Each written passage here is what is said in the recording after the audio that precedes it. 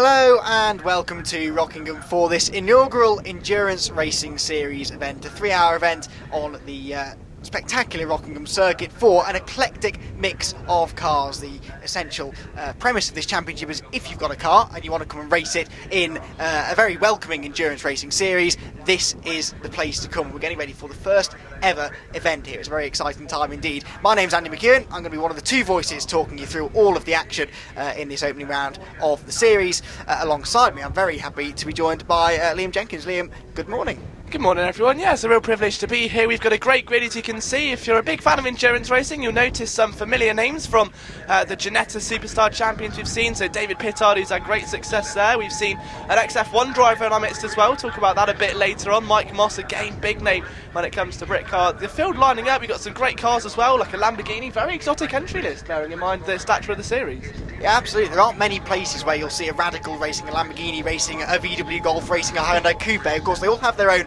individual classes, which we'll try and keep you up to date with over the course of the race as well. But this is certainly a series which I think, once it gathers a bit of momentum, gets a few more entries, it could be a very, very exciting little series to keep an eye on. So the cars are just heading out onto their green flag lap now. Zach Chapman snatched the pole position by not very much, and it looks as though this is going to be a bit of an all-radical affair towards the front of the grid.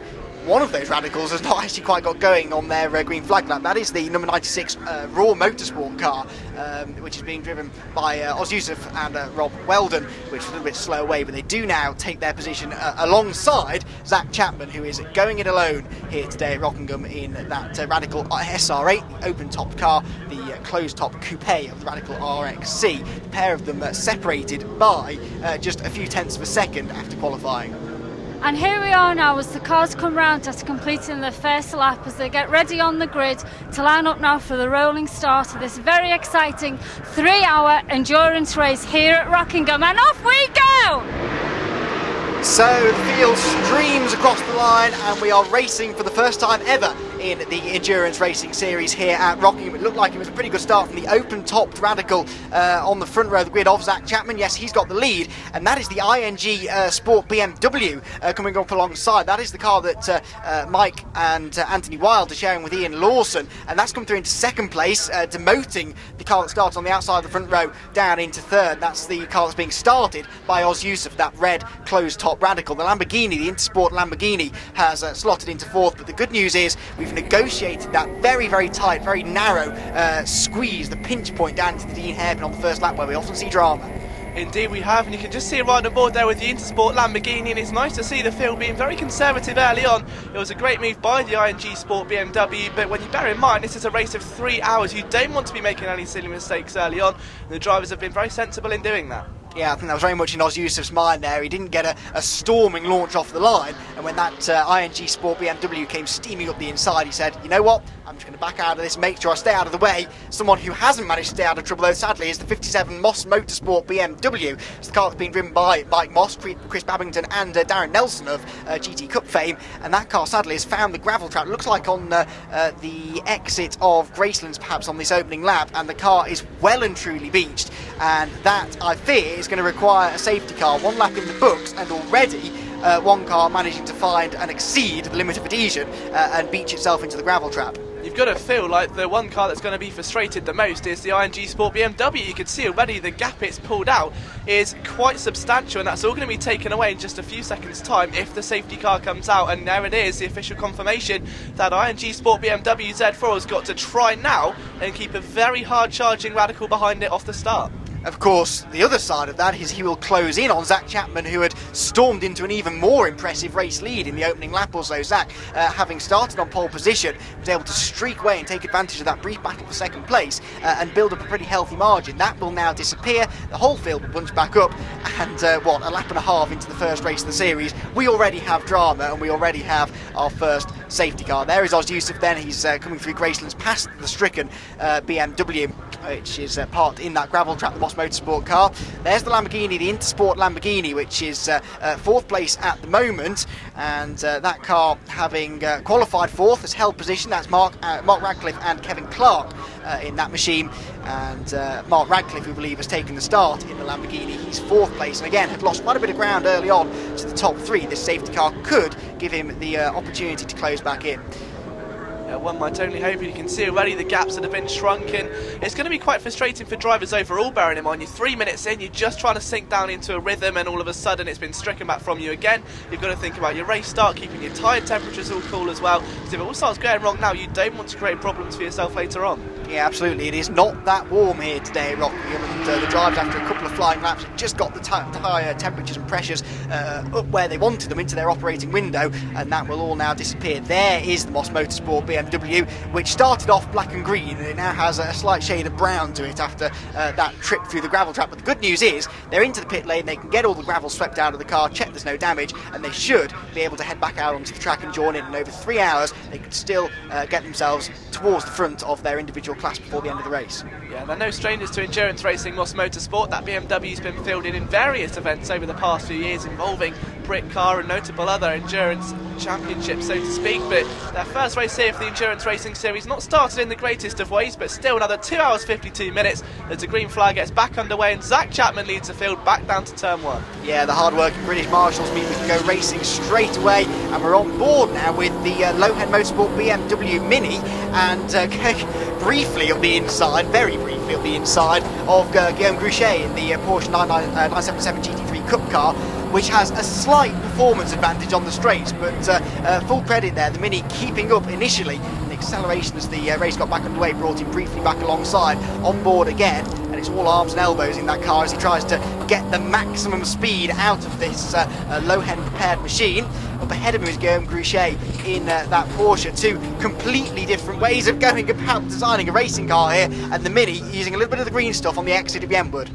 Yeah, and you've got to feel like as well that Gruchet is going to be taking an even more conservative approach than many. There's only 2 drivers here today doing something very special. That's driving the entire 3-hour race by themselves. So both Zach Chapman and Mr. Gruchet are battling the entire 3-hour event by themselves. So number 74 Porsche maybe going a little bit more conservative, slightly slower in the opening stint, just to try and conserve his energy and fatigue for later on. But you've got to admit though that to do something of that demanding and that fatigue, it's so difficult to do. But the 74 Porsche started well. Again, no stranger to endurance racing. We're hoping for a positive result here today.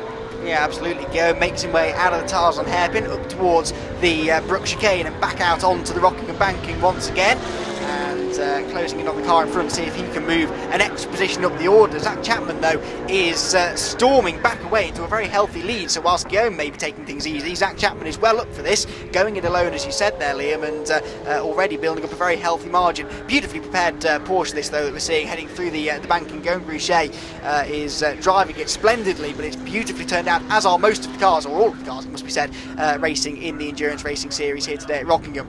Down off the banking, the car bottoms out briefly going through the Dean hairpin. You can see this pair are not that far behind the Intersport Lamborghini, which is a pretty spectacular looking and sounding car with this tight technical circuit.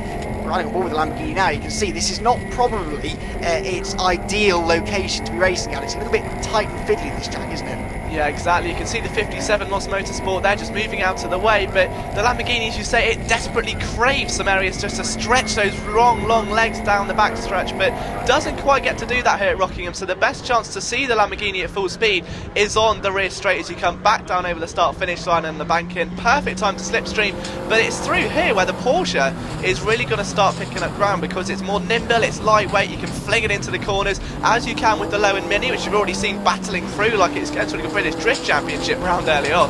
But this is where you're going to see the differences between the cars. The likes of the Radical and the Lamborghini may not be so prolific in the mid-section of Rockingham, and this is what makes this circuit so fantastic for an endurance race. Yeah, it is. It's a tale of two halves, isn't it? You've got the wide open spaces of the banking, you're flat out, foot to the boards, and then you get out of the Dean hairpin and it is very technical indeed, and very technically challenging. One corner leads directly into another. Your line through one will dictate your speed through the next 2 or 3 corners, and it may look like a deceptively simple and tight and fiddly little circuit, but it's one that the drivers really do relish the opportunity to drive. Oh dear, that was slightly below the white line there, I think, through turn 1. Just lucky he's quite not NASCAR, isn't it? Because there may be a slight penalty there. But the Mini really pushing it early on. We're only 12 minutes into the race, and you'd think this was a sprint race the way it's charging around Rockingham. Yeah, that Moss Motorsport BMW, of course, has had dramas and is trying to sort of stay out of the way, but that was a little bit of a close call at the fastest point on the circuit. Now out onto that tight technical infield section they go.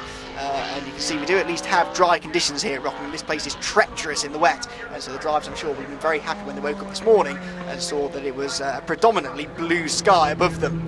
Out through the left-hander at Piff Paff, these sequence of 3 long left-handers. The BMW now starts to get in the way of the Ginetta, that's the 58 car, Chris Whiteley and Nick Hayes, who have been racing together for many a year in these various sports league championships. They go through in their Ginetta.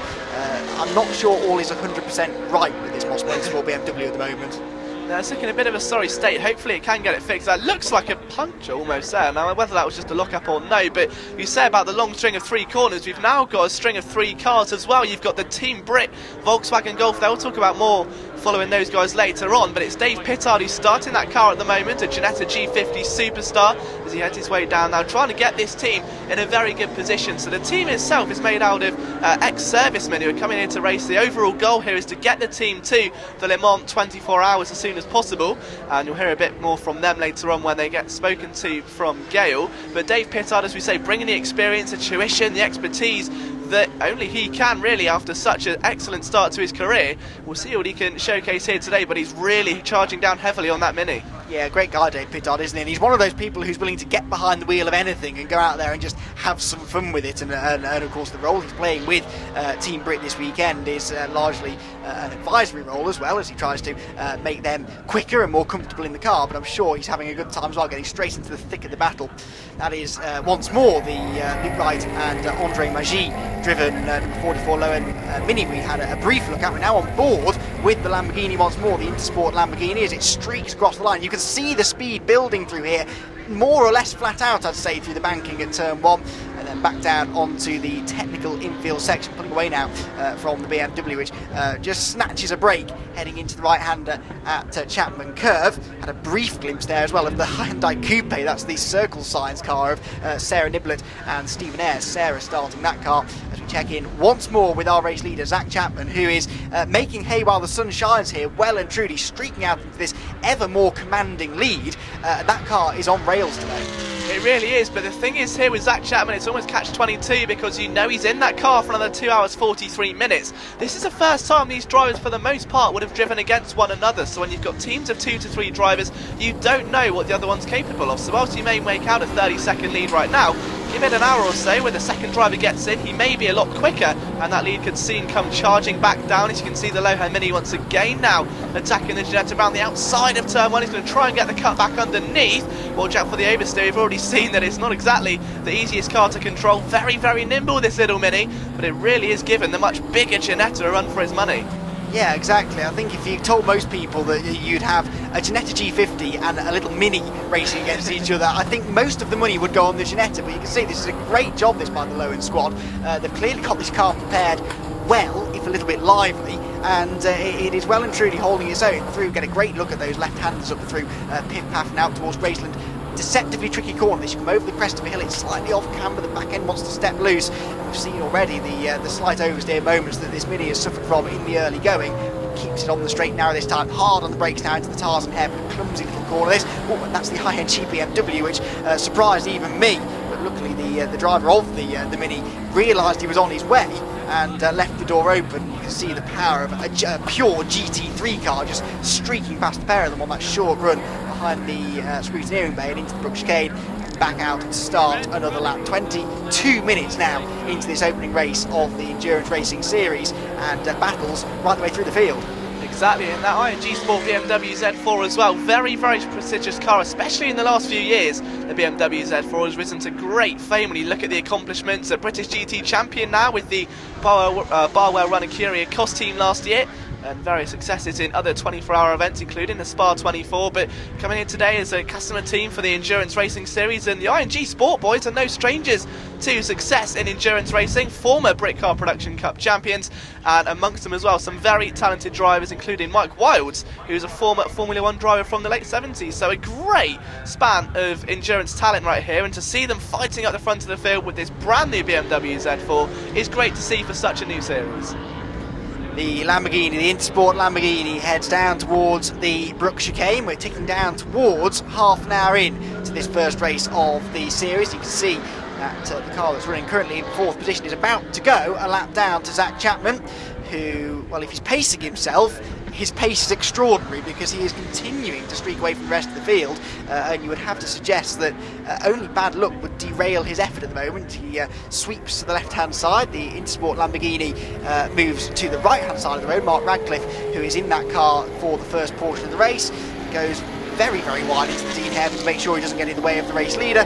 Slots back in behind that little lightweight Radical with all its downforce and low centre of gravity and an awful lot of grip from that car. And that is why Zach Chapman is able to dominate in the way that he is doing so far. Great though to see the Lamborghini. We don't get to see that many Lamborghinis racing in the UK, it must be said, so it's great to see one stunningly prepared car from Intersport as well, out racing in this endurance racing series. It hops and bounces its way up towards Graceland's corner, but a fantastic addition to the grid. Absolutely, and we talk about the grid as well. We spoke about Zach Chapman just a moment ago. You look at the prestigious driving car that he's brought in terms of the Radical. He's gone from that in terms of the Radical, a sports car, violently different beast to what he's been driving formerly in terms of a Ginetta. So he's gone from a completely different area of the grid, including drivers like Oz Yusuf as well, who've also driven different GT4 machines. They've come from slightly slower machines or you know, closed roof sort of things into Zach Chapman's open roof Radical sports car. It's a very different kind of car to drive here, and getting some experience in the endurance racing series at a track so violently different like Rockingham is going to be great for him. The Team Brit VW heads back down towards the Dean Hairpin, and you can see the novice cross on the back of that car as well. Of course, David Pittard is not a novice. Danny Holland and Martin Compton, relatively inexperienced to motorsport. That's what the yellow and black cross is that you can see on the rear bumper, just to warn the other drivers that the man behind the wheel of that car may not have the same sort of level of experience, and to cut them a little bit of extra slack. We're back on board with Mark Radcliffe now as we head out onto the banking, right up against that concrete wall here on the Rockingham Oval. There goes Oz Yusuf, who is coming through to put a lap on the fourth place car. Oz is still running in third place at the moment in that closed cockpit Radical RXC, and the car he shares with Rob Weldon, who is a former UK Radical Championship runner-up. You can see that we may not have the biggest grid of cars here, but you still get this element of clumping, don't you? It's remarkable. On such a long circuit, over 2 miles in length this circuit, and all the cars always seem to be in the same bit, don't they? They all seem to want the same bit of real estate. It's the beauty of Rockingham, and I think most drivers either love it or hate it, depending on what car you drive, because it's got such a tendency to draw drivers in. So if you're in an endurance series, you're in a different class, like, for instance, Oz Yusuf right now, it means you've got to navigate traffic. If you're in one of the slower classes, it's great, because it means you're constantly in competition with those around you.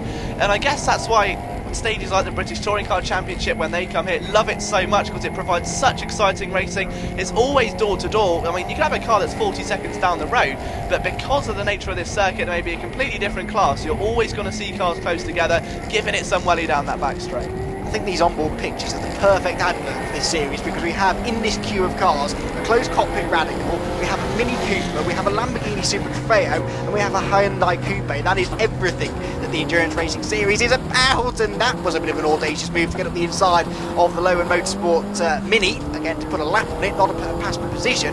But the fact is, you're having to negotiate cars constantly in an endurance race. Even if you're not overtaking them for an overall position, there's still cars that have to be negotiated, and cars that quite often are circulating at a wildly different pace to your car, and that can be a real challenge. And so often we see these races hinge on how well you can negotiate the slower traffic, and we saw Mark Radcliffe with a brilliant little move up the inside of the Mini down towards that narrow and fiddly Brook chicane at the end of the lap.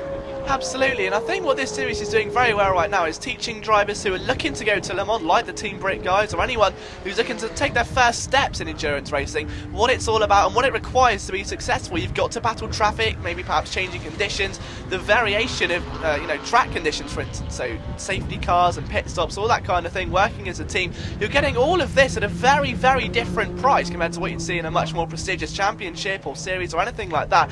What it's doing is still bringing in the big names like we're seeing, or some of the more talented drivers who've taken their steps on the racing ladder, pairing them up with some of the rookies and getting them some experience as well. So it's almost like driver coaching mixed with a series, mixed with taking your first steps in a racing career. It's the perfect way to start a campaign to get to Le Mans. Yeah, it is, absolutely. And of course you can go it alone if you want to, if you're a Zach Chapman or a Guillaume Grouchet.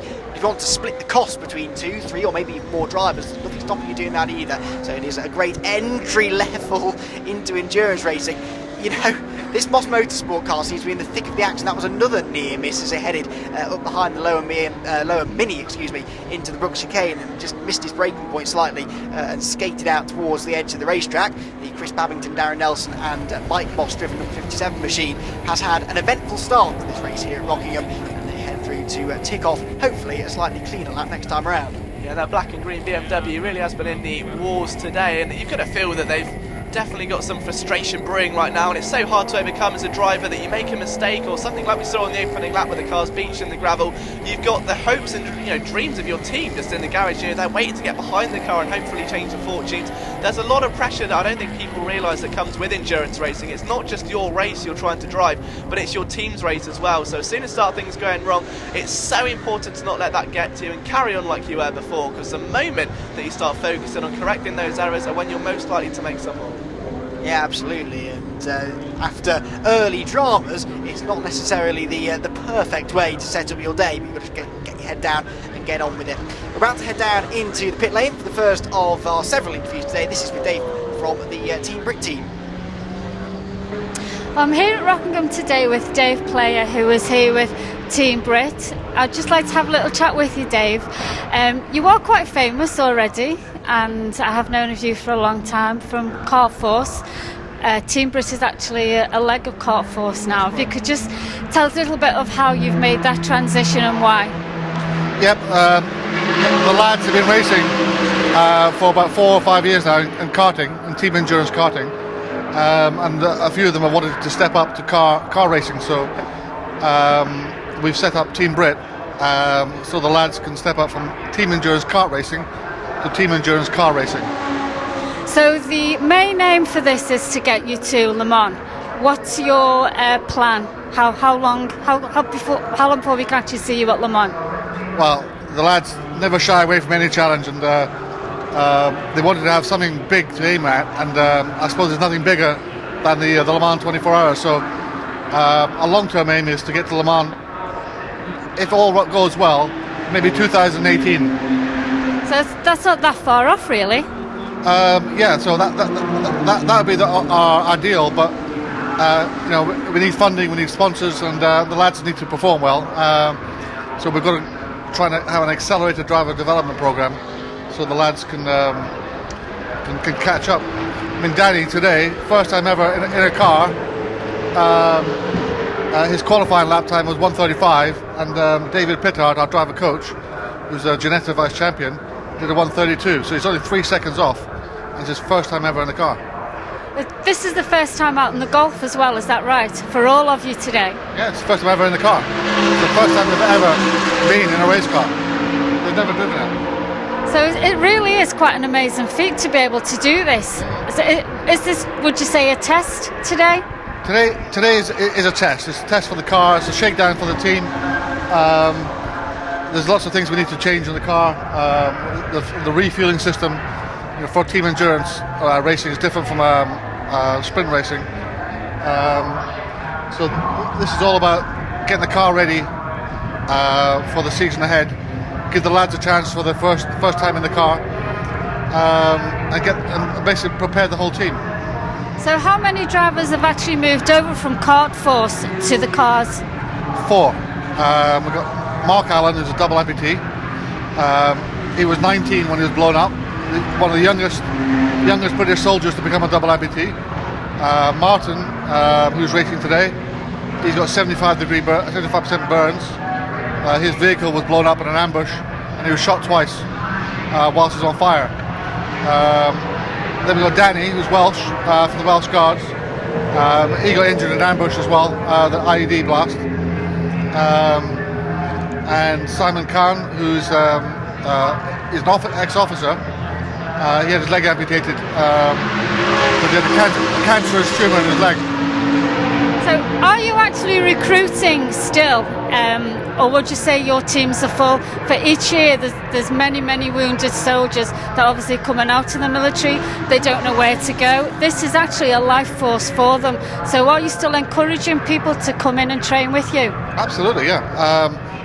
We've got about 20 lads in kart force, and now that they've seen what these lads are achieving, they're starting to become far more dedicated in the kart racing. We've actually got 2 girls, and one girl wants a single ambition is to join Team Brit, and we said, great, you can join Team Brit, but you've got to prove yourself on the track first. Well, this is the thing, it's not a simple thing to do, and there is a saying that you don't need all your limbs, just British bulldog balls, and that is absolutely true, because many of the drivers out there are so experienced. They've done this from a very young age, and this is all new to your boys. So have they gone into it a little bit scared, or have they... They're nervous and excited on the same levels, but everything we've achieved now is because we're a strong team. We've achieved together because what the lads have achieved, and their determination, their desire to achieve is what drives us forward. Are you only going to encourage drivers from kart force, or will you encourage new drivers that didn't come through kart force? No, I think we can't have rookies come straight into a car. I think they've got to have some race experience. So what the ideal scenario is that people cut their teeth in karting, build some race experience, and then come over to cars.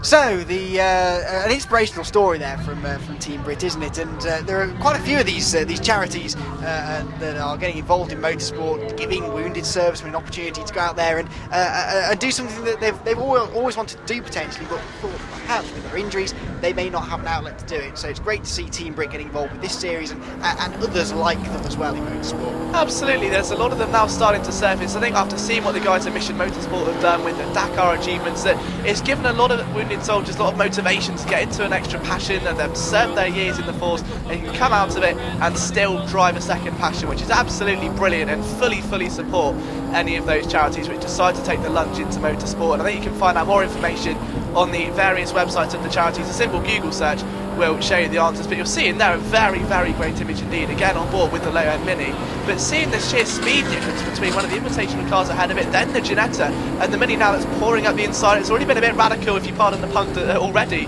below that white line, but now on the inside of turn 1, of course using the gears to brake to swing the car inside, and he's going to be very wary of that Ginetta. It's a sudden brake for some reason. He's going to get a very up close and personal, but nice move completed, and he's going to keep an eye on the back again of the invitational Ginetta. So the low Mini really making some names and faces today, isn't it? It's moving its way through the field very nicely. Yeah, these two have been locked together pretty much since the drop of the green flag. That Ginetta is a car owned by Chris Whiteley. It's racing, as you mentioned, in an invitational class, but the low-end Mini goes right around the outside, going through pit buff. I'd be astounded if that worked. Can he get across to the apex? Yes, he can.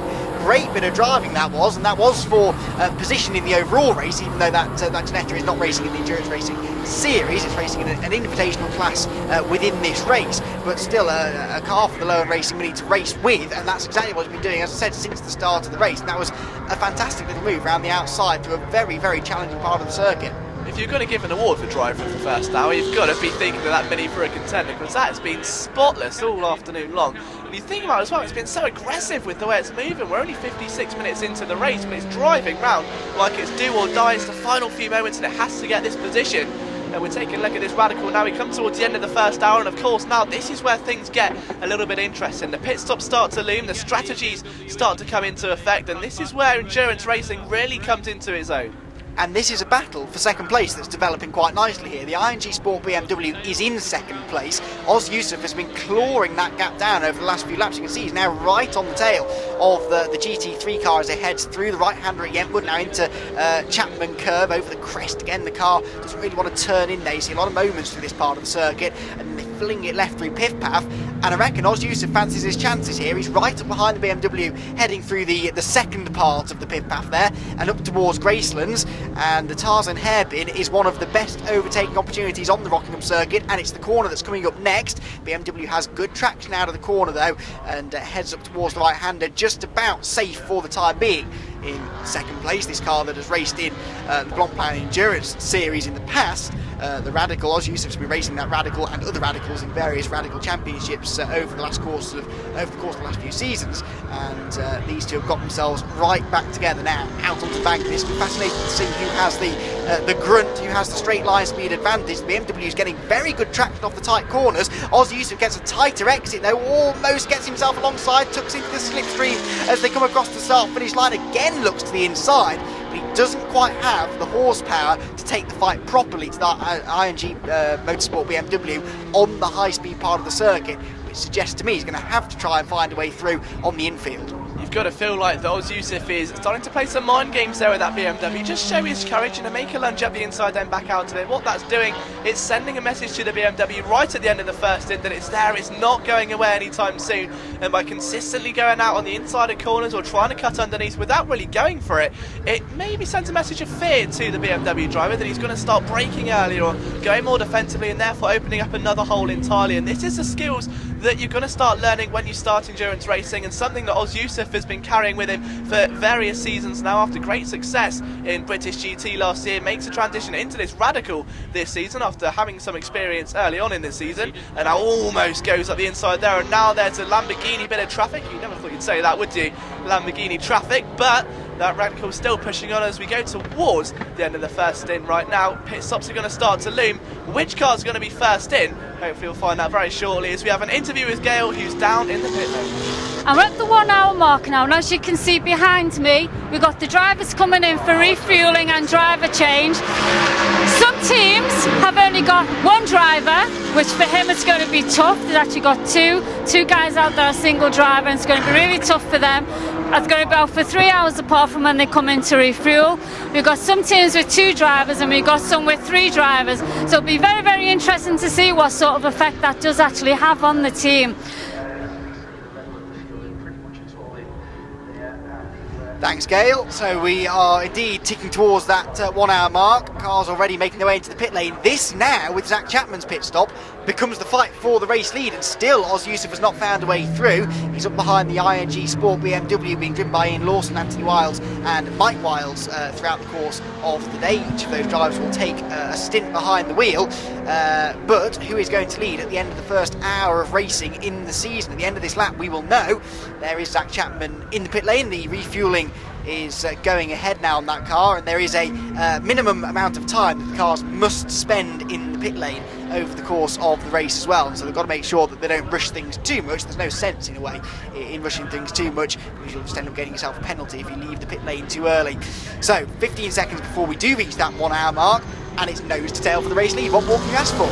You couldn't really ask so much. This is perfect for an endurance racing fan, but as the battle for the race lead progresses, the low and mini still making progress right now behind Dave Pittard. A late lunge up the inside towards Piff Path. There's not much room through there, but the nimble little mini's going to fight for every piece of tarmac it can. You've got a Hyundai just having a terrible view in his mirror. He must be running scared right now as these 2 gladiators go side by side towards it. Can he get up the inside of the Hyundai as well? It's a great bit of driving by this mini. I think that's secured it for me. The driver of the day for that first hour is going to the low-head mini. What a performance it's been in the opening stint here for the Endurance Racing Series round opener.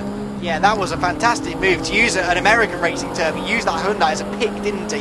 He got the Dave Pittard driven bit of VW stuck right in behind the slower traffic, which allowed the lower mini to scoot through and take the position. That was great tactical driving as we now rejoin the battle for the lead. Now, Oz Yusuf can do with finding a back marker to use to his advantage here, because he's been stuck behind this BMW for the last few laps and unable as of yet to find a way through. On the brakes towards the Tarzan hairpin, he had a little look at the inside here a couple of laps ago. This time takes the wide line in to try and square up the exit and get alongside perhaps on the run down the school straight and into the Brook chicane. That is not happening either though, and so it is still BMW from Radical as they head out towards the end of yet another lap. So it was the BMW that led at the end of hour 1. We are now into the middle portion of the race and the battle for the lead continues. Yusuf with a tight exit once more out onto the bank. He gets up alongside the BMW. This time has he got enough of an edge. He's got his nose ahead as they cross the line. Wheel to wheel for the race lead, fantastic stuff, and Oz Yusuf goes through. So new race leader Oz Yusuf in the Radical RXC. The BMW fights back up the inside towards the Dean hairpin though, desperately late on the brakes, and back through he goes. Fantastic, the lead changes twice within the space of a few hundred metres. The BMW had it, the Radical of Oz Yusuf took it, and the BMW snatched it straight back. And all of this now will be so upsetting for Zach Chapman. He gets back out onto the circuit after a long delay in the pits, but you've got to feel like that BMW needs to bring that car into the pit lane now, because it's losing a lot of time, and this is often the questionable choice, isn't it, for endurance drivers? You know you've got a second driver in the wing, but is he faster than a second driver in the car chasing you? It's almost like a game of top trumps right now. You've got to play your best car that you've got. Can this BMW hold it off for as long as possible and force the Radical to stop first, or is it wiser to, maybe relinquish a 5-second gap and then let the second driver do the pushing later on? Well, and of course that Raw Motorsport Radical that Oz Yusuf is driving, he'll hand that over to Rob Weldon, who is no slouch. So Rob will be able to jump straight into that car and be bang on the pace. So that's going to make them a really, really formidable challenge to overcome for their opposition over the rest of the race. The BMW looking a bit scrappy, and you're absolutely right. Into the pit lane he comes. The ING BMW relinquishes the race lead, and so Oz Yusuf now does manage to lead across the line, and this time he's under no pressure as he heads towards turn 1. BMW makes its way ever so slowly down the pit lane past the Ginetta that's in for its first pit stop of the race as well, and it pulls onto the concrete pit area at a very relaxed pace. There's no need to rush this too much, and we'll see the driver change take place first. This is a very leisurely driver change, isn't it? But they have plenty of time to do it, I suppose, and it makes sense to make sure that things are done as safely and as cleanly as possible. See, the reason I'm a commentator and not a driver is because if that was me in that situation, you've got about a minute to play with. Get out, have yourself a cup of tea, some digestives, read the Sunday Times and back in the car. But unfortunately, I think that's not going to happen for me, so there's a reason I'm on a microphone. But Chapman back out and starting to make some progress again. But we've gone from one car that's making progress to another. He's had a very progressive career as well with Mike Wiles, and Gale's caught up with him down in the pit lane just following his record stint. Well, hello Mike, how are you? Looking a little bit hot there. Yes, I think I'm getting a little bit too old for this, I think. It's quite hot in the car. It must be, 50 degrees C or so it feels like. So an hour was enough for an old man, I think. And I enjoyed my stint. I couldn't catch the prototype, the Radical, but I ran second most of the time, and I think took the lead a little bit when the Radical pitted. But it's nice to be at the front end of a race again, rather than in our old BMW we were fighting for class wins rather than overall wins, so it's very exciting. So how did you feel about the rolling start? Is that a help or a hindrance to you? No, I think it's a great help for all the cars really, because the last thing you want to do in endurance racing is to drop the clutch, hurt the transmission, possibly doing a standing start. So I think rolling starts in endurance racing, it has to be really. Did you have your eye on anyone as you were going around? My grandchildren in the pit lane. in the other cars who you were actually gunning for to take over? Well, I obviously couldn't catch the leader, and I could see the other Radical was catching me, and I just was determined not to let him go by. He did actually overtake me on the lap I was called to come into the pit stop, and I'd just overtaking him again, presumably for the lead, down at the hairpin, but then I had to pit at the end of the lap, so it was nice to pit when we were in the lead. And of course the thing is, there's no time penalty. There is actually the race lead at the moment, it's just a single driver. So do you think that might be a little bit of a disadvantage to a team with 3 drivers when they're pitting to change? Absolutely, yeah. I think a Radical is not so heavy, not so hot. It's a nice little light prototype car. he'll be tired towards the end of 3 hours for sure, but no, it is an advantage. And of course, you've all got the same fuel changes. I think it's 140 seconds minimum that you have to be in for fuel. Yes, that's right, which keeps it safe. Nobody rushes fueling. Gives old men like me time to get out of the car because we're tired. And You keep saying that. Stop saying that. Here you are, a racing driver, fully fit, I'm absolutely certain. I wish. And you look like you absolutely love it. So after today, what's next for you personally? Well, I don't know when we're going to race the Z4 again, hopefully soon. I do driver tuition, so I'm off to Spa in a few weeks' time to do some tuition. I'm working for Jaguar next week, driving some historic C-Type and D-Type Jaguars with them. It's my 50th year of motor racing, and it still gives me a huge smile on my face. I'm 70 next birthday, and I'm going to race. Can I interrupt you? We can only have the mic on one person at a time, but wow, do not believe that. That is absolutely phenomenal. Brilliant, amazing. Yeah, I'm very lucky. I'm healthy, and I love my sport so much. I love the people who are involved with it. I've made so many friends through motor racing, and can't stop basically. Tell us about your coaching then. You've actually got a lot of coaching lined up then, or are you tailing that off a little bit now? No, I seem to be busier than ever. I tend to specialise on Porsches because I have a passion for Porsches, even though I race a BMW and I am the patron of the BMW car club. But I do love instructing in Porsches, and I have several customers in GT3 RSs who like to learn how to drive faster. So that's what I do as my day job. So what about jumping in a Porsche for a race? If somebody asked me, it would be lovely. Well, ask. Please, anybody with a Porsche, I'm always very, very grateful to receive drives. Wonderful. Well, I hope your team do well today. Thank you very, very much. That was lovely. It's my pleasure. Thank you. Can I just say thank you to Ian Lawson and Ingsport for letting me drive here, and I've thoroughly enjoyed it. Thank you. Absolutely. Thank you very much. Thank you. It's great to hear from Mike Wiles, isn't it? You know, he may call himself an old man, but there is someone who cannot stay away from the racetrack and cannot stay away from racing cars. It's great to see someone enjoying themselves so much now, even though they've had so many years involved in the sport, and still the novelty hasn't worn off, and they love to get out there every possible opportunity. Back down to the pits now, let's have a word with Luke Wright. You're looking rather hot and sweaty. Is it hot in the car, or is that just your pure passion for driving? Yeah, I mean, we had quite a long stint. We've been doing really well on fuel, so we're in there for quite a long time. There isn't a great deal of ventilation, obviously you're working hard. So yeah, gets a little bit hot, plus mentally as well. So did you know you were going to be out for a full hour? Well, in testing we've done fuel runs. We know we're pretty good on fuel. We knew we'd have to extend it quite a long time because the tanks aren't massive, so we can only put so much in at a time as well. So are you happy with the position in the race at the moment? Definitely. I think at the start of the race, saw our competitors behind us. I think we were pulling away, but from what I heard, they had a little come together as well. And I think I've lapped one of them a few times, and hopefully we're trying to have a little battle with some of the other cars ahead of us. So when we actually came out with the safety car very, very soon after, did you just actually miss that? Was that just behind you? That was one of the BMWs went off in front of me, and then I got stuck up behind one of the other cars, so it was all quite close to the first few laps. But when the BMW came back on, it was gravel everywhere, so all of us were sort of slipping and sliding a little bit. So after that very exciting, very fast rolling start, everyone's adrenaline sort of having to slow down a little bit and then pick up. So it's sort of simulating a second rolling start, isn't it, once the safety car goes off? Yeah, a little bit. I don't know what happened in the first start as well, but someone decided to put the AA brakes on over the start-finish line, which almost caused a bit of carnage as well. But yeah, it's a few different paces of race for sure.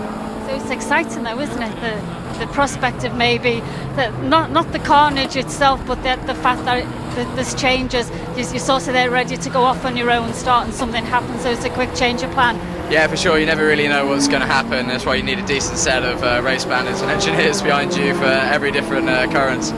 So after today, what's next on the cards for you? I don't know. I have to see what Logan want to do. I'm sure I think they're going to be racing in this championship, but if they want me to keep running the car, or I think it's all a bit of a question mark for the future. Really, it's nice just to get the car out for the first weekend and make sure everything runs right, no breakages, and then we'll work from there. So is this a test for your car today? A test, and we still want to go out and win, but it's a little bit of an unknown. It's a chance for us to iron out a few problems and stuff as well, so we'll soon see. So it's quite a privilege being involved in the very first race for the Endurance Racing Series. Yeah, it certainly is. It's a really good series. I think it'll only get better and better, really. Well, good luck for the rest of the race. Thank you very much. Thank you. Yeah, thanks, Gail. Great to hear from Luke right there. My self-proclaimed driver of the first hour. So we can now see the Radical coming into the pits of Oz Yusuf. So a great stint there after a late battle with the ING Sport BMW Z4. Gail has found the Radical driver in the pit lane. Car number 96 now is in for his first stop, driver change and refuel.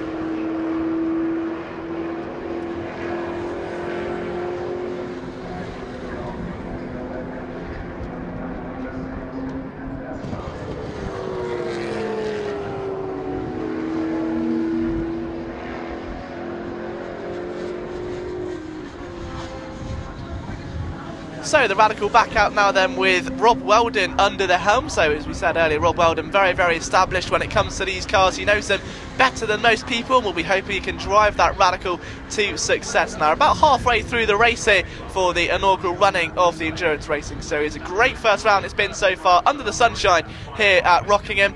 The race only set to get better from here on out. It's Zach Chapman though that's still trying to claw his way back through after a great first stint. Was the first driver in the pit lane. Be intriguing to see where he is in just a few moments time, but it's currently still second position. He's about 2 minutes away at the moment, about 1 minute 12 seconds, I beg your pardon, from the Royal Motorsports number 96. Then it's the BMW in third place with the Lone Wolf Guillaume Gruchet in fourth at the moment, with the BMW navigating some traffic. And what a start it's been though. For a first series, you want to see everything possible in a race. You've got a bit of action, you've got some great pit stops, some big names, great cars, great sounds of cars as well, and some even sunny weather. You never normally get that with some British motorsport. So What on earth are you saying about the British weather? it's always sunny here. Of course never it changes. is. Of course it is. Come to England if you want to sunbathe and enjoy some top quality motorsport action, which is what we've got here at Rockingham today, which is good to see. The Intersport Lamborghini going lap down to the race leaders then. This is the Royal Motorsport, Oz Yusuf, and now Rob Weldon driven Radical RXC, and they have actually just put a lap on the third place ING BMW, so just the two cars on the lead lap, and it is the pair of Radicals. But Zach Chapman, that extra visit into the pit lane, don't know whether they're struggling perhaps with some slight mechanical gremlins on that car, but it lost him the race lead, and as you mentioned, he's now a couple of minutes behind the closed top coupe Radical of Rob Weldon, which now makes its way down towards the Brook chicane once more. So your top three then, Royal Motorsport, then Zach Chapman in the Radical SR8 and the ING Sport BMW. There are your top three. Sat down and have a word with David Hornsey. And I'm joined here now by David Hornsey, who is actually the developer of this fantastic race series. Round one, you must be feeling absolutely amazing because it looks spectacular. Yeah, it's been a lot of hard work to get it to this point. Lots of support from competitors, from sponsors Pirelli and Grove and Dean on the insurance side have been fantastic, helping me get to this position. We got our first race here, beautiful sunshine, a really eclectic mixture of cars, some real fast stuff and everything from your humble saloon car to your top of the line GT car. So yeah, really proud of what we've achieved here. How long did it actually take you to get all this up and running just for today? It's an ongoing process. So I formed the company late last year, and it's been working with the partners and with the sponsors over the winter to get the package together, working with the organising club to get the dates sorted for the calendar for the year, and just constantly talking to teams and inviting them to come along. And very, very grateful for the support the teams that are here today have shown, and we've got more coming for round two, and the grid's just going to grow and grow as the year goes on. You are a very well respected driver yourself. You've accomplished many things over the last few years, as well as driver coaching.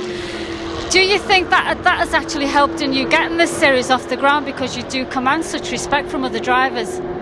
Yeah, it's very kind of you to say, Commander of Swift. But yeah, I mean, I know a lot of the people in the pit lane, either through working with them or racing against them or racing with them or working with their drivers. So yeah, I'm a familiar face to a lot of the guys out here.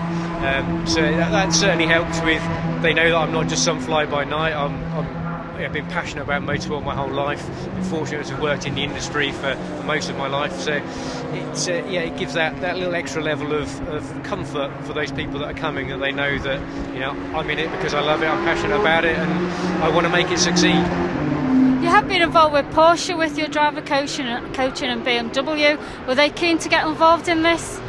I've worked with a number of manufacturers over the years. At the moment, actually, I work mostly with Aston Martin and Ginetta. With Ginetta, we do the Ginetta Racing Drivers Club, which is a sort of novice driver series. And we actually got one of their drivers out today with Moss Motorsport. Chris Babington has decided to spread his wings a little bit and see what other cars are like. Do a lot of work with Aston Martin for their road cars, and get to do a bit of travelling with them, which is good. And as I say, I've worked with BMW and Porsche in the past. So yes, again, that helps just getting to know people, both the people in the manufacturers themselves, but also people that enjoy and race those cars. And it's a face that they recognise out here organising the series. So the aim is to be the premier in saloon and GT racing. And how long do you think it's going to take you to actually get to that point? The principle behind the series is endurance racing done right. It's endurance racing and GT and saloon endurance racing is very popular around Europe and around the world at the moment. And there have been a number of series that have been and gone that have tried it and do run GT and endurance racing in the UK. But I thought there was a space in the market for just doing it with a real focus on what the customer wants. The customers are the guys out here paying the money to come and race their cars and make sure they have a good time, and give them a nice lunch, give them a nice bit of TV, give them some good tracks to visit, some decent length track time, and just make it an enjoyable place for them to come and spend their hard-earned on racing the cars they enjoy racing. Just tell us a little bit about the regulations, like your pit stops, because there are actually 2 teams that have single drivers, and we have got some with 2 and 3, and there's no time penalty, is there, when they come in? There won't be any driver change, time restrictions on them. So do you think that might make a difference to the outcome of the race with 3 in a team? When you have one driver in a car, the advantage is you know that what the pace of the driver is going to be through the whole race. But you've got a 3-hour race. The guy's going to be out there for 3 hours. He's already done qualifying today, done a bit of testing, so that might come into play with, at the end of the race, they might be struggling a little bit to keep the pace up. When you've got multiple drivers in a team, you'll have the quicker drivers, you'll have the slower drivers, so they'll be working to balance out their different strengths and weaknesses of their drivers throughout the race. It makes it a nice mixture of technique and strategy for the teams throughout the races, and they've all got their own strengths and weaknesses to play to. I mean, of course, there are some that are very, very experienced that are going to be used to the endurance, and you've got some very young drivers who are coming off after an hour, who are hot, they're sweaty, they can't breathe. What sort of advice would you give them beforehand if this is their first endurance? It's just getting into a rhythm with the car. It's a long time. And as you say, we've got people out here who've raced everything from Formula 1 down to people that are doing their first ever motor race here today. So it's a complete mixture of skills and abilities, a complete mixture of experience. Those people that have done very little endurance racing, or it's in fact their first ever race. I say it's getting into the rhythm. It's easy to go out there and just try and attack and go as fast as you can.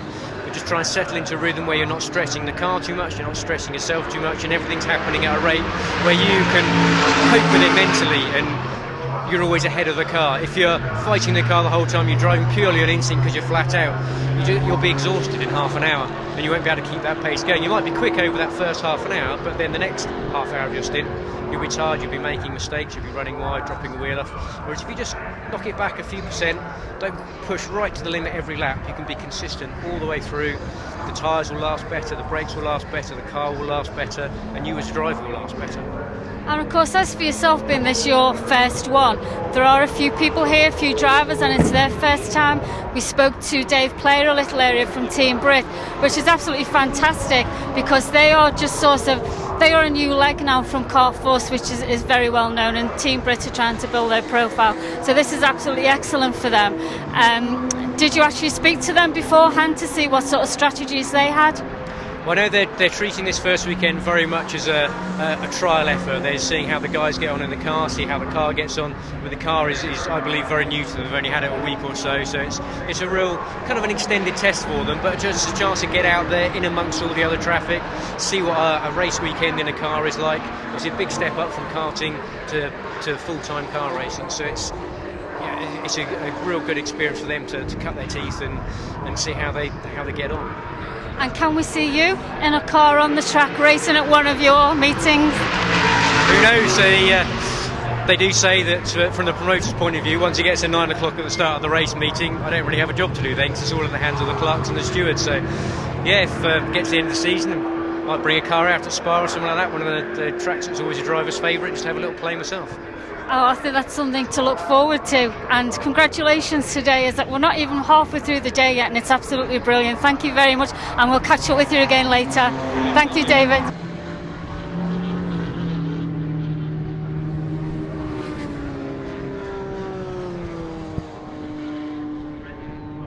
And here we are now at the pit wall as we just go into the last hour of this 3-hour endurance race. Rob Weldon in car 96 is held in position 1, and we've just discovered that there won't be any further driver change. He's going to see this race right through to the end. He currently has a 4-lap lead, so come on Rob, let's see if we can hold on to that. Let's watch them all now as they go by.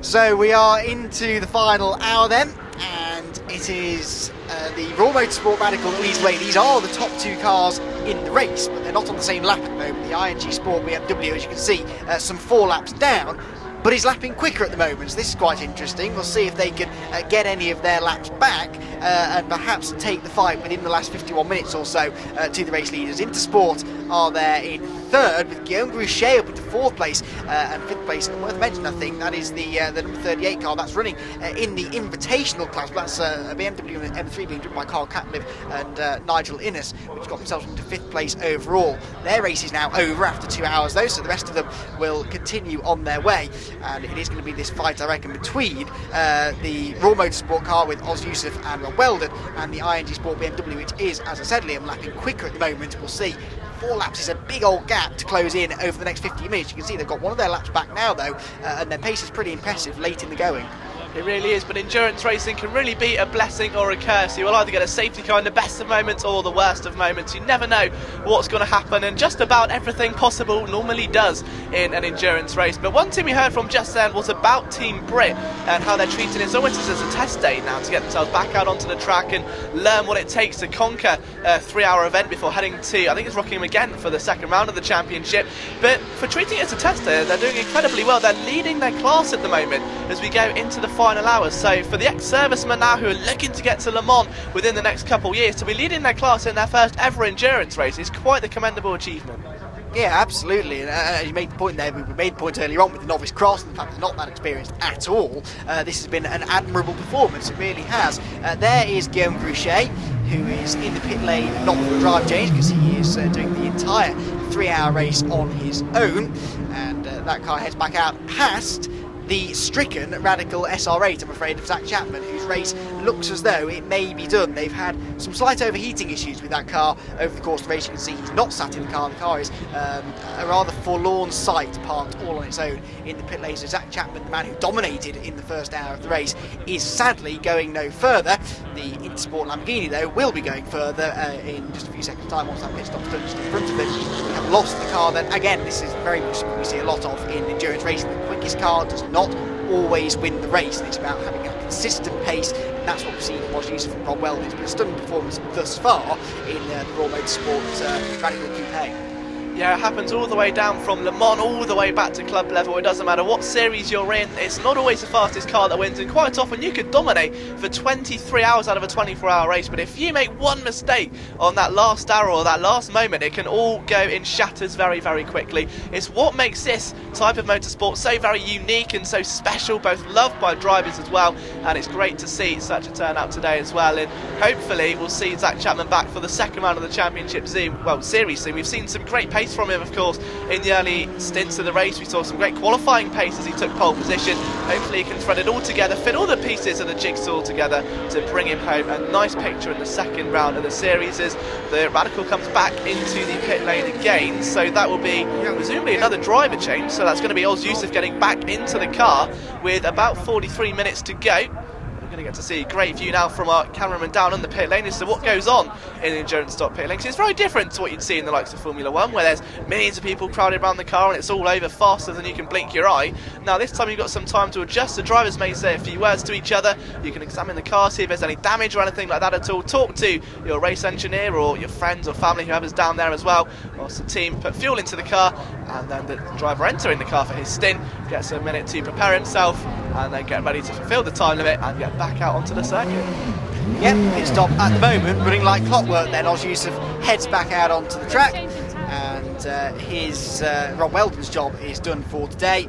Oz now will take over for the final 41 minutes of the race. Now, we presume the BMW, the IMG Sport car, will have a pit stop to come as well, so for now the gap will continue to close. We need to wait for the pit stops to all shuffle themselves out completely. Back out onto the circuit goes Oz in a rather unique looking car. I never thought to see a closed top Radical, but it's becoming a little bit of an icon within UK motorsport, and it's cropping up in various championships. Oz Yusuf often behind the wheel, so he's had plenty of mileage in this car, and that's why he's been so impressive with his pace here today at Rockingham.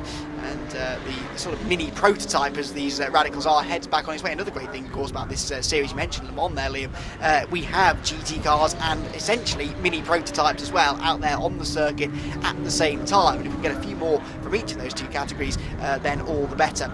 Now, we mentioned Sarah Niblett earlier on, who is racing in the Circle Science Hyundai Coupe. We'll head down to Gail now in the pits, who's going to have a chat with her.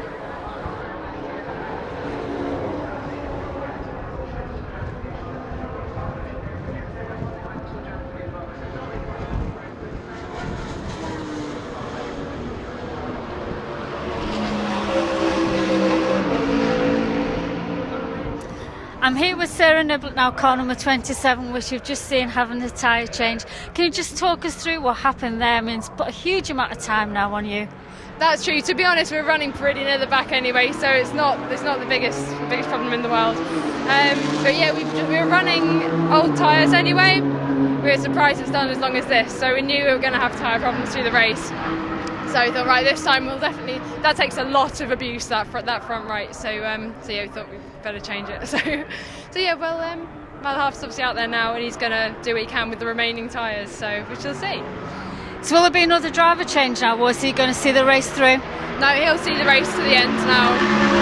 We did actually have Pirelli here a few minutes ago, but unfortunately they said they're contracted not to give any interviews, which is a shame because they are a fantastic supplier. We know that they supply many races all over the world, and it's just a shame that they couldn't just have a quick word with us. But obviously you're happy with the Pirelli tyres, and you just don't know what's going to happen in a race. No, that's true, and even more than liking the tyres, the guys who've come here to support today as well, fantastic. They've been so willing to give information and just be part of it. They actually seem interested in what's going on, so it's been absolutely fantastic. Just tell us who's with you today, supporting you, who's helped you to the race today. We're a family team, really. It's my mum and dad and my fiancé, who I share the drive with. So that's it, really. Right, so is it your car? You actually own the car, or have you hired the car for this race? No, this is our own car. We picked it up about a year and a half ago, and it was extremely slow. We've spent a lot of time over the last year sort of improving it. Obviously, for the sort of people we're up against today, it was pretty irrelevant. But on the whole, we normally do 45-minute races, so we're hoping that what we've done to our car will make us more competitive in the normal races that we do. But we thought, come out for 3 hours. We've never done that before. We've never been here before either. So it's been a big experience, really. So it's been quite a test for you, really, and for the car. Oh goodness, I think more for me than the car. I'm knackered. But yeah, you feel it's the strains on your body as you go around the circuit. It's actually quite surprising, even being the slowest car out there. But I think I need to get to the gym. So do you think that the endurance racing is the way to go for you and your team now? We're pretty open to all sorts at the moment. We like the endurance because you have a bit more time to do things. You know, you're not going out and having a mad 15-minute race or anything. So it's great to experience the difference. So what's your history in racing then? What sorts of races have you been in before? We've both of us actually used to race in Stockhatch, which is a real club routes racing series for hot hatches, old classic hot hatches, so pre-1993. So we both used to do that, and as I said, they were 15-minute races, real short, sharp, crazy, a bit like the British Touring Cars, but on a very small budget. So that's really what we've come up from, so I thought we'd have a bit of a change of scene. So after this race today, what's your plans? Buy some new tyres, mainly. Then yeah, we're racing in a couple of weeks anyway, so just getting the car ready for that again. So. Well, congratulations on what you've done today. Well done, thank you. Thank you very much. Cheers. So we're back underway then, the final half an hour of the race, and for some drivers it can't come quick enough. For others, so like the Hyundai, they're just hoping to get to the end, take what they've learned and move it into the races where they'll be facing definite competition in the future. But what a race it's been so far. Still a lot could happen though, it's not set in stone just yet, despite some of the bigger gaps now fluctuating between the cars. You can see the Radical going past the Hyundai there, and that Radical definitely going to be maybe a little bit nervous right now, because these are the final moments where if anything goes wrong it becomes really a mad dash to get it all fixed again. Yeah, and whilst we were hearing from Sarah, I was keeping an eye on the lap times, and the ING Sport BMW was continuing to close that gap. It's lapping quicker and quicker than the Raw Motorsport Radical. It is still a big gap, several laps between them, but it is coming down. Now, I'm sure there's an element of Oz Yusuf just bringing the car home to the checkered flag, but nonetheless he doesn't want to cut this too fine, because any late race dramas, they'd like to have as big a cushion as possible. This is the Circle Science Hyundai Coupe, which Sarah Niblett shares with Stephen Ayres, and as she mentioned, a car that is designed for sprint racing, and it's great to see this car has kept itself out of trouble, touch wood, for the entire duration so far. 2.5 hours just over have been completed in this race, and a car that's designed for 20-30 minute sprint races is still going strong. So the Raw Motorsport car with now only a 2-lap lead over the ING Sport BMW, which, as I said, is continuing to lap quicker, over 1.5 seconds or so per lap quicker than the race leaders. So the gap continues to come down. Guillaume Gruchet has got himself up into 4th position. He's actually chasing down the Intersport Lamborghini, but now heads into the pit lane for what will be his final stop of the race. Yeah, and it's got to be so tough for a driver like that as well, to do such a long stint in the car to come in, and you only get really a few seconds to breathe off, and whilst a minute for any other team, this 140-second regulation pit stop would be ideal to get out, stretch your legs, and then, you know, get back in, have a chat with your teammates. For Gruchet, he's going to get out, get straight back into the car again a few seconds later, and do a complete repeat stint. But this stop, though, isn't looking like a mandatory one at all, is it? No, this looks as though it's a penalty. Now, we can only assume this is a pit lane infringement even, because as we mentioned earlier on, they have this minimum time they must spend in the pit lane to stop there being any huge advantage for teams who are maybe not doing driver changes, etc. in Guillaume's case, and it looks as though he may well have left the pit lane a little bit too swiftly, so he has to come in and serve a stop-go penalty. Eventually the marshals will flip the board to green, as they do now, and back into the fray he goes, and that drops him now even further behind the Intersport Racing Lamborghini of Mark Radcliffe and Kevin Clark, so his chance of a podium perhaps dashed ever so slightly, but still, as you said, a very, very good job indeed from Guillaume, this will be a 3-hour race. 3 hours is a triple stint at Le Mans, for example, in a GT car. He's done a very, very good job. So, and have a word now in the pit lane with Daniel Holland. Daniel, we've got about 20 minutes left now, and we're doing a driver change. You've just jumped out of car 137. How do you feel that went? It actually went pretty good, to be honest. The car was spot on. I put some good laps in, I've just been told now, because we've got no comms, so it's looking well, to be honest. So you've been driving with Team Brit for how long now? This is our first race now, so it's going alright, to be honest. So this is your first time out in the Golf, is that right? Yeah, it's our first time out, yeah. So endurance racing is what you're actually aiming to do, isn't it? Yeah, we're hoping to get to the Le Mans 24 hour and compete in that. How long are you actually in the car for this stint today? I've just done an hour and a half, I have, so I think Martin's jumping in now for another 20 minutes and I go out for another 20 minutes. So you've done quite a bit really then, haven't you? Yeah, it's actually boiling in the car, it's sweating, and I am now coming off. But no, it's good fun, to be honest. It's really good fun. Well, in this country we don't often see this glorious weather, so you're suffering a little bit today, I'm afraid. No, it's alright. We're used to the heat from Afghan, really, but obviously we haven't been there for 2.5 years, so it's getting used to the heat again now. Well, this is it. It's getting used to everything, isn't it? There's massive changes now in your daily routine. We know that you're actually having training you're having coaching to go from the kart into the cars. Yeah, we're actually getting trained by David Pritchard. He's doing well, to be honest. And we're with iZone as well. But no, it's a big step from karting to car racing, but it's the same principles. Just for you, do you have a preference, karting or cars? Cars now, definitely cars now. More exciting? Yeah, it's more. How can I explain it? It's a lot harder in a way. You've got to be a lot more like finesse with the throttle and all kinds of stuff like that. So with a kart you can throw it around, but a car you can't do that. And of course there's a more element of danger with the cars, more so than karting. Yeah, a lot more, to be honest. You're going a lot higher speeds, but there's obviously going to be a lot more in car racing, but it's the way it is. And there's more opportunity for races as well with cars. Yeah, definitely a lot more, but it's just the funding really. That's all we need, just get the funding and then we can go racing again. So just tell us a little bit about the car then, how you got that ready for the race. We didn't actually get it ready. It's Newbridge Motorsport done it actually. I'd like to thank them really, because they've done a lot for us. They're looking after the car today, so it's really good fun working with them and having them on board with us. Brilliant, well you're doing very well today, congratulations, thank you very much. Cheers, thank you very much. Thanks to Gail as ever being consistent down the pit lane, and something that's not so consistent, we've got the second safety car of the afternoon with just 10 minutes to go, and that's a real spanner in the works for the ING Sport BMW that was soldiering on so well and taking that gap down and down and down, and unfortunately, whilst a bit closer to the car, it's not going to matter. 10 minutes to go, the safety car's out, but what's it for? Well, let's have a look. We're panning around to see something at the Brook Chicane. Oh no, it's the car that I said had been soldiering on without any issues. It's the Circle Science Hyundai Coupe of Stephen Ayres, and that car sadly has beached itself in the gravel trap down at the Brook Chicane. So they had been running faultlessly. It doesn't look like this is a mechanical issue. I think they've had some sort of incident on the track that's got them beached in the gravel, but they require recovery. Let's head back down to Gale in the pits while the safety car's out. And here we are again at the pit wall, and we can see the safety car out again.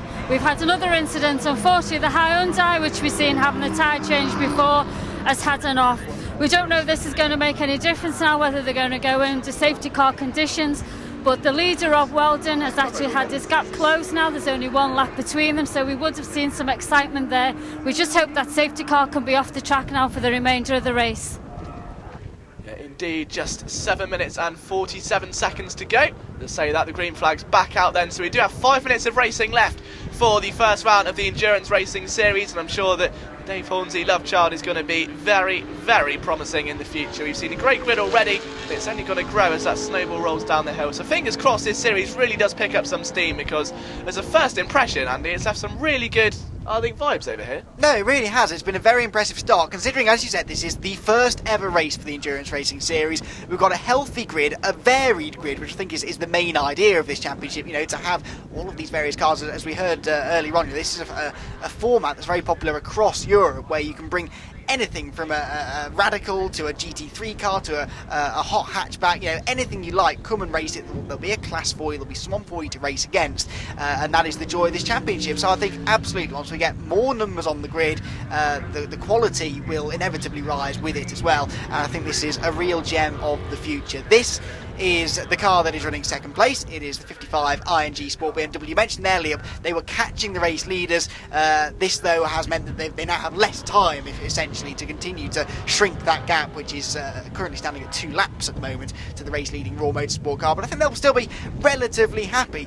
Mike Wiles has got to be very happy that he's still finishing on the podium in top line motorsport events, even with his many years of experience in motorsport. He's still as good as ever.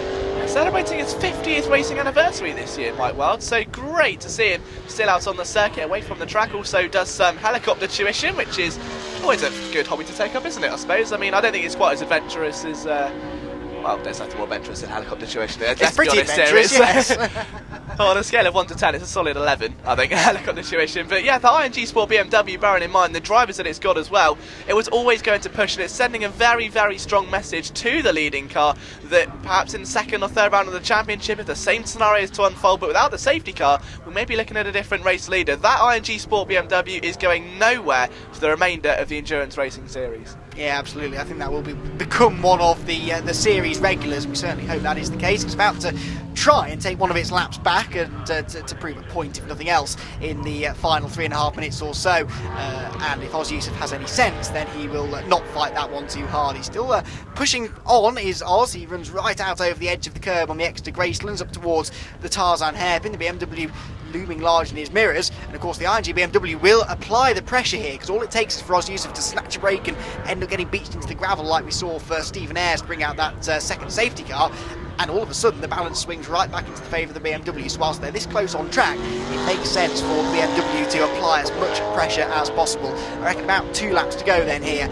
at Rockingham. Out onto the banking, the BMW gets in the slipstream, pulls to the left hand side and takes back one of its laps. That puts it now, I believe, at 2 laps behind the race leading Raw Motorsport Radical, and indeed Oz Yusuf did not fight that too hard. He settles in behind and just has to negotiate another 4.5 miles or so of the Rockingham Motor Speedway before he takes home, along with Rob Weldon, the victory in the inaugural Endurance Racing Series race.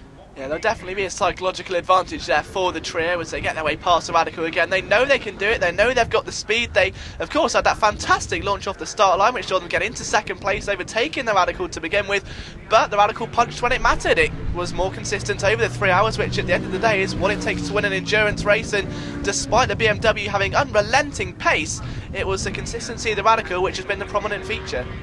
Yeah, absolutely, and that car has been on rails all race. It may not be lapping as quickly now as it was earlier on, but it's lapping extremely consistently, and that is the key in an endurance race. It's worth mentioning that the ING Sport car has not long ago set the fastest lap of the race. 1 minute 20.271 is the fastest lap we have seen today, and so that is how quickly the BMW has been going in the latter stages of this race, lapping even quicker than Zach Chapman did right towards the start of the race. We've also lost the Lohan Mini of Luke Wright and Andre Maggi, which was running so strongly earlier on in the race and getting itself right into the thick of the battle, but they are our only 2 retirement, which again is a great testament to the quality of the entries in this series. We may not have that many of them, but it's top quality teams that are able to put a car together that can do the distance. Only 2 retirements in a 3-hour race is extremely impressive indeed, and we now have less than 1 lap before the checkered flag comes out here at Rockingham for Oz Yusuf and Rob Weldon. Fingers crossed they too can keep themselves out of trouble for the remaining couple of miles.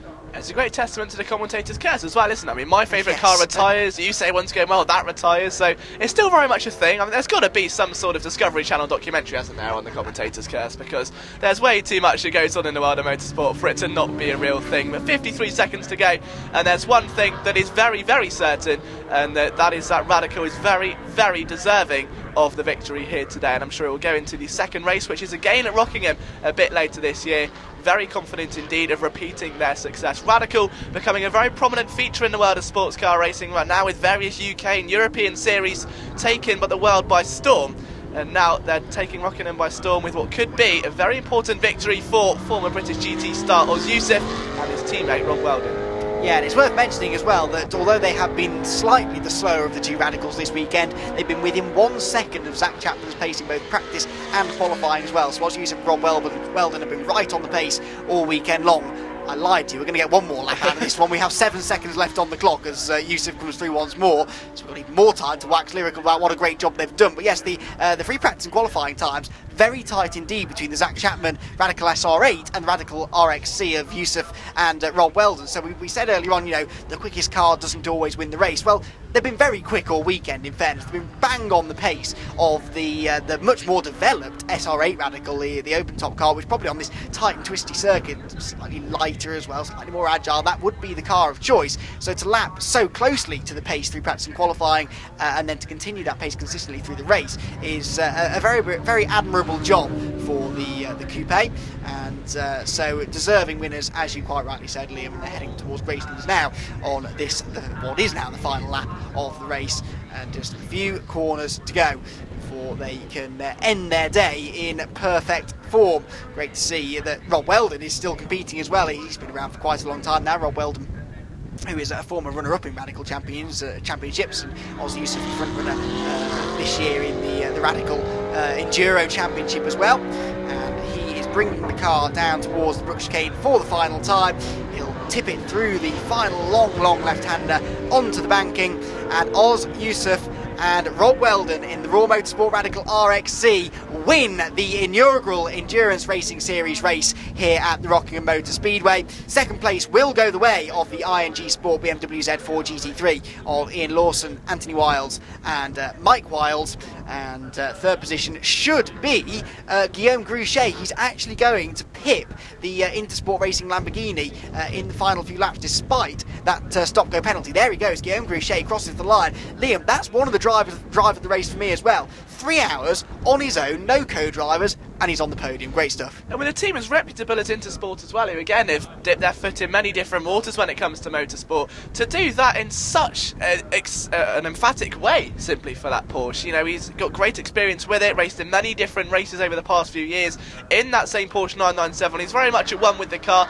That was showcased here today. 3 hours to him is nothing. He seemed completely at ease the entire way. So great drive, as you said there, by Guillaume Gruchet, the Frenchman who's living in London, performing ecstatically once again here at Rockingham. Yeah, Mark Radcliffe and Kevin Clark in the end are actually a lap adrift, so I think they had some sort of drama late on which allowed Guillaume to inherit that third place, but nonetheless a very good result for him indeed. Moss Motorsport are 5th despite their earlier dramas. Team Brit are 6th and they win their class, which you mentioned they were leading it earlier on. There they go across the line. The Martin Compton, Dave Pittard and Danny Holland driven car, another really great job. They are 6th, and Circle Science Highland, after they're late off, are 7th place. Confirmation of the result. In the end, it was actually less than 1 lap between the top two, because the Ian Lawson, Anthony Wiles and Mike Wiles Z4 was only just over a minute behind. So you'd have to say, actually, if that race had gone on for maybe another 10 or 15 minutes, we could have seen an even closer battle to the checkered flag. But it's Oz Yusuf and Rob Weldon with the win. Second place, Ian Lawson, Anthony Wiles and Mike Wiles, and Guillaume Gruchet rounding out the podium positions here at Rockingham. Well done, congratulations, first place. You must be feeling very excited. Yeah, it was a really good race for us. It's just us dipping the toe in the water to see what the championship's like and giving the car a run. We haven't run it this season yet, so it was an ideal start to our campaign for this year. But looked more than that, looked like you're actually being very competitive. Were you aware that you were 4 laps ahead at one point? Yeah, we were. I think the car had a lot of pace, and we didn't need to refuel as much as the other drivers, so we was fortunate in that sense. So you got a better car then, more equipped for the endurance race, would you say? I would say so, yeah, wouldn't you? Yeah, definitely. It's a good car and it's consistent. It was getting quicker throughout the race. So when you actually saw your competitors behind you closing in, at one point they were 2 laps behind and then you're actually on the same lap, did you think that there might be a chance they'd catch up? Yeah, but it's only because we had a problem. We had a gearbox problem and Rob nurtured the car home. Yeah, so we were stuck in gear for the last 20 minutes of the race, so we were just managing the pace, making sure we were trying to just bring the car back in one bit. We knew the gap we had, so we were just managing that, and obviously, yeah, we knew they were going to pass us to get on the same lap, but we also knew there wasn't enough time to do anything about it, so we were happy just to continue at that pace. There's no point in just bringing the car in. I mean, yeah, you had it anyway, so you obviously knew at that point that you had it in the bag. Yeah, exactly. You know, it would have been a real shame to get as far as we did to have to retire the car. So, no, we thought it wasn't causing too many issues. So we just thought we'd, as I said, manage the car and bring it back in one piece. So are you a team? Do you race together, or is this your first time together? This is our first drive together. I manage and run Raw Motorsports, and Ozzy is one of my drivers. So he managed to twist my arm to get me in the car for this weekend, which has been really good. So will you be back for round 2? Hopefully. I enjoyed today, so yeah, maybe. We'll have to discuss it with Rob and take it from there. But it was a good race. Well done. It was very exciting to watch. Congratulations. Thanks. Thanks.